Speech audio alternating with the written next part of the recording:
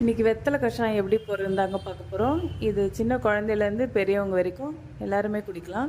சளி, இருமல், வறட்டு இருமலுக்கு எல்லாத்துக்குமே நல்லதுங்க. 2 டம்ளர் தண்ணி ஆட் பண்ணிவிட்டு அது நல்லா 1 டம்ளராக சுண்டி வரணும். அப்போ தான் நம்ம போட போகிற இன்க்ரீடியன்ஸோட சாறுலாம் நல்லா இறங்கி சுண்டி வரும் கஷாயமாக.